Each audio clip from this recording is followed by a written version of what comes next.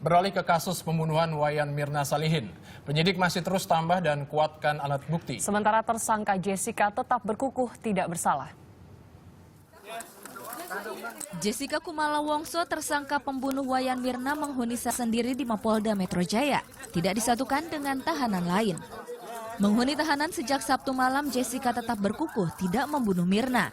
Nggak ada kali kalau itu untuk minta maaf karena Jessica tidak melakukan apa yang dituduhkan ya.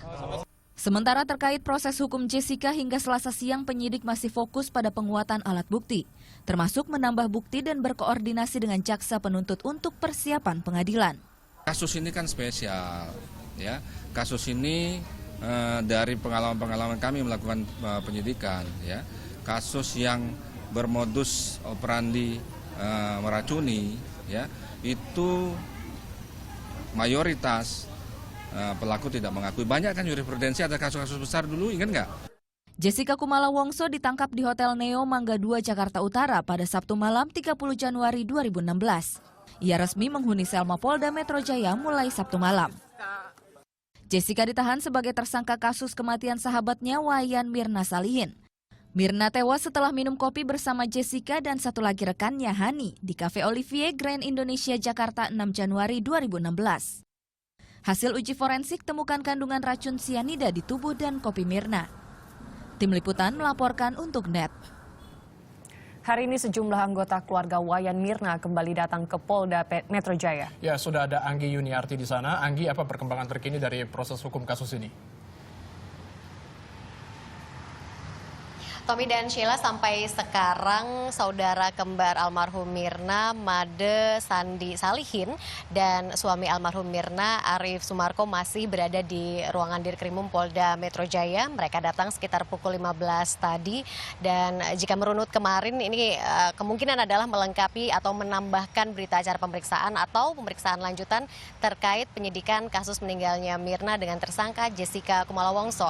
Meski demikian, hari ini tidak ada pemeriksaan Jessica. Jadi tadi kuasa hukum sekaligus sepupu dari Jessica, Yudi Wibowo Suginto, datang tapi tidak dalam rangka menemani Jessica untuk diperiksa, namun hanya untuk menjenguk sekaligus memastikan kondisi Jessica dalam kondisi sehat. Tadi kami coba konfirmasi dan secara umum Jessica memang dalam kondisi sehat meski hari ini sudah 4 malam berada di tahanan Polda Metro Jaya.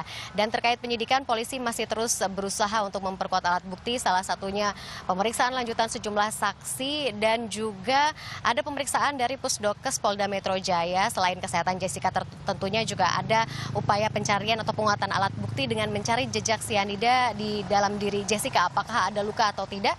Namun sementara itu keterangan yang disampaikan Pusdokes Polda Metro Jaya sampai hari ini menyatakan atau belum ditemukan adanya jejak sianida di dalam tubuh Jessica. Sementara itu polisi sebelumnya sudah menyatakan bahwa Jessica ditahan selama 20 hari sejak 30 Januari lalu, namun masa penahanan ini masih mungkin diperpanjang jika diperlukan untuk mempermudah penyidikan. Tapi tadi kami kembali konfirmasi kepada kuasa hukum Jessica, apakah sudah ada rencana untuk pra-peradilan atau penangguhan penahanan, tapi sampai hari ini masih belum ada rencana tersebut. Sementara demikian, Tommy dan Sheila.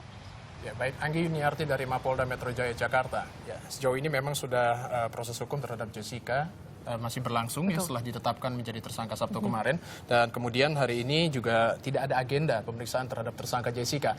Namun hari ini yang datang ke Mapolda Metro Jaya itu keluarga dari Mirna, merupakan suami dari Mirna, Arif Sumarko, dan juga saudari kembarnya Mirna, yaitu Sandi Salihin.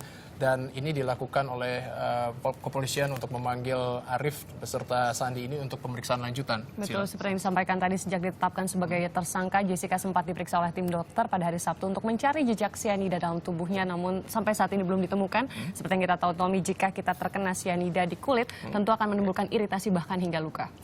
Ya, kita